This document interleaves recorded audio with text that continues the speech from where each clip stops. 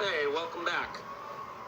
If you watched a recent video I did on the movie Minor, you know that I went to the H.P. Lovecraft Film Festival in Providence, Rhode Island, and there I watched three movies. One of them was Minor, which I already released a video about, and another one was The Primevals. Now, this is probably the first non-horror full-length video I've put onto this channel, although it is very much horror adjacent. You could almost argue that it is horror, but it's really more sci-fi. It has a lot of monsters in it, which kind of makes it almost horror. But anyway, The Primevals is mainly a sci-fi adventure, and there's a lot of history to it. So let's talk about it. Before I do, this is not streaming anywhere, and if you want to watch it, you have to buy it on Blu-ray right now. Actually, I'm getting conflicted information on if the Blu-ray is actually available, but you can definitely buy it. But when I tried to buy it, it said that it's being released on September 10th. Luckily for me, I got to see it on the big screen at the film festival. So The Primevals is directed by David Allen, who was a special effects guy and a stop motion animator in the 70s, 80s, and 90s. And unfortunately, he passed away in 1999. This was his passion project. He created it, he wrote it, he directed it, he did all the special effects, or at least led the special effects teams for it. And it was incomplete when he passed away in 1999, although all the live action filming was done by that point. It just wasn't, I guess all the post-production wasn't totally done. So, let's talk a little bit about David Allen before we talk about the movie. David Allen did special effects on all sorts of movies, starting with Equinox, or maybe he started before that, but Equinox came out in 1970. I actually did a whole video for that years ago, so you can go watch the video about Equinox. Equinox has cool stop-motion animation, which by 1970 wasn't really showing up that much anymore in movies. It happened more in the 60s and earlier, but in 1970, Equinox came out. There were multiple cool monsters, all stop-motion. After that, he did Laser Blast, he did Puppet Master 1 and 2, he did he worked on The Howling, he worked on The Hunger. Those are probably his two biggest movies, although I don't think most of his work that he did for The Howling actually made it into the final cut, because I think they decided not to do much stop motion after all. I believe he designed all the puppets that are in Puppet Master. And he also worked on this movie, Rage War, which I like.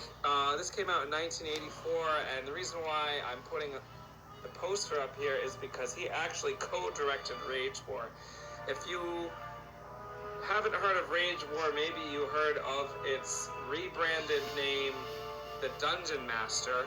This was an early Empire Pictures, Charles Band produced and co-directed movie that I like. It's not great, but basically this is about a guy, I think his girlfriend is kidnapped. I watched it probably 4 years ago.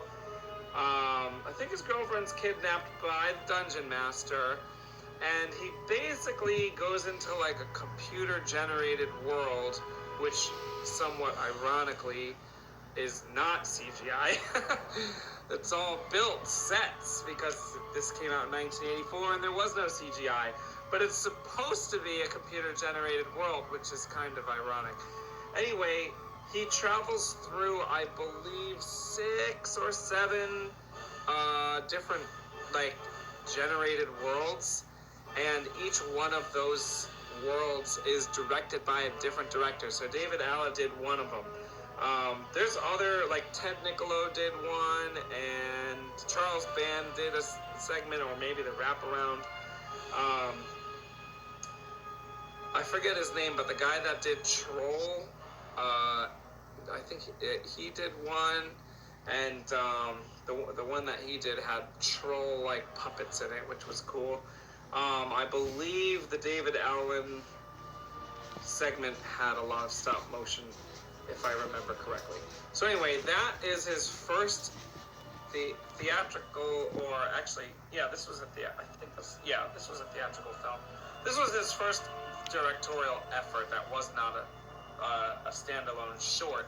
And then his second one was Puppet Master 2, because he already had created the puppets, and I think David Decato did the first Puppet Master, if I'm not mistaken, which went directly to us. And so did the second one. So David Allen got to do the second one, and I read that the producers, not Charles Band, but the other producers, who I think was Ted Niccolo or Dave Decato. I always get those two guys mixed up because they're two like Empire Full Moon guys. The producer that was not Charles Band was really frustrated with how slow David Allen was at getting shots done and getting everything done. So I think that ruined his chances for becoming a director, because this is the first and last feature film that he ever directed, Puppet Master 2, and then he just went back into doing special effects and stop motion effects. So the Primevals is supposed to be like his movie that he was going to do. Well, I guess the producer of Puppet Master 2 was right about him being too slow, because he was so slow that he did not even finish it before he passed away, which is very sad. Part of it was funding. His ideas for this movie, which thank goodness it actually came out finally. They're so much bigger than what a full moon feature is that Charles Band was not gonna fully pay. Like he said he was going to, but then the money never really came through. And I read that the final budget for this was about $4 million. And I'm sure that's partially because David Allen did a lot of it on his own. And probably, without paying himself or whatever. So, basically, it's full of special effects. It's a story about...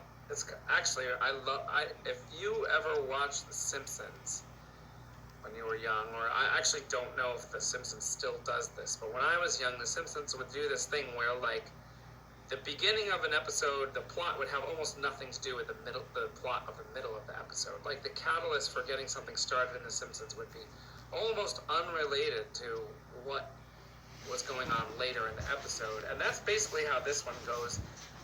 Before I talk about the plot, I'm going to say I give this an 8 out of 10. It was awesome. I would watch it. It's like 8 out of 10, but I loved it. 8 out of 10 basically because the acting is not very good. If the acting were better and maybe change the pacing a little bit, it would be perfect, easily.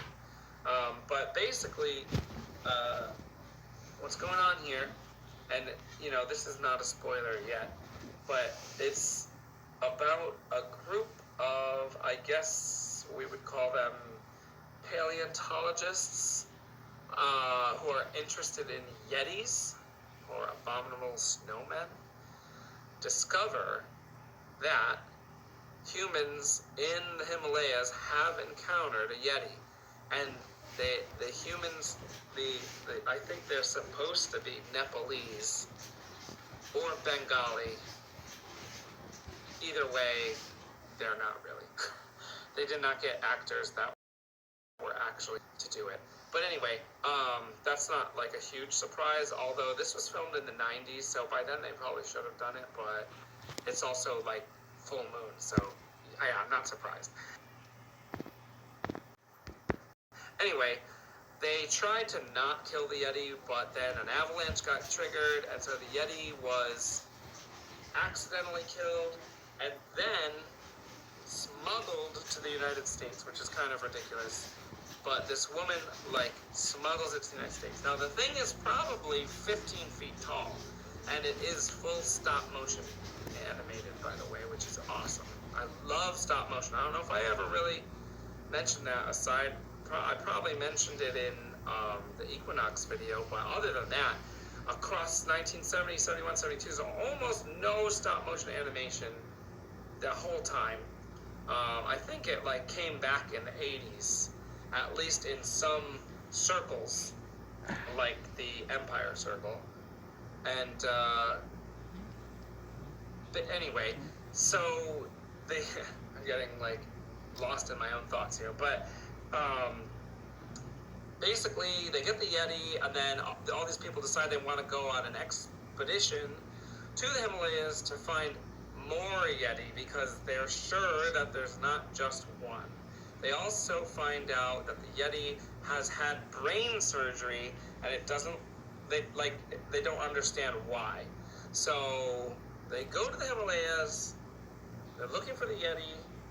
They find an otherworldly structure, and they like explore it, and then they go in it, and then they end up in essentially like a fantasy world where there's other kinds of creatures and they don't know what they are. It's not what they expected to see, and there's more than just Yetis. I mean, you can tell by this poster there's gonna be these green guys, right? So I'm not gonna spoil it, but it's really great. There's tons of creatures, which I love.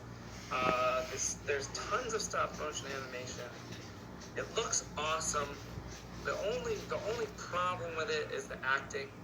I forget the main hero's name now. They don't show it on this poster, but he had played the lead in a mid-90s full moon feature called Oblivion, and he's really bad in it, and he's just as bad in this. Oblivion is a western set on another planet, and I think his name is not the hero, but there's another actor. I think his name is Devoff, if I am pronouncing that correctly and remembering it correctly. But I know him from Wishmaster, the first two Wishmaster films. He's the Djinn, the evil Djinn in the first two Wishmaster films. So he plays an evil lizard-like creature that's trying to take over a town, but the whole planet feels like it's the Wild West. So that's Oblivion, and the lead hero from Oblivion, who does not do a good job, is also in the Primevals. The other people in the Primevals are not bad, but he is not good. Now, I saw this at a film festival, and it was an H.P. Lovecraft Film Festival, and this really doesn't have anything to do with H.P. Lovecraft, other than the fact that it does seem like smart aliens had been living on Earth for a while, so I guess you could kind of say that's like, they're like elder gods, but not really. I mean, kind of. So, I mean, I'm glad they showed the movie, but the thing is, the audience there did not really know what they were going to be watching, and the movie is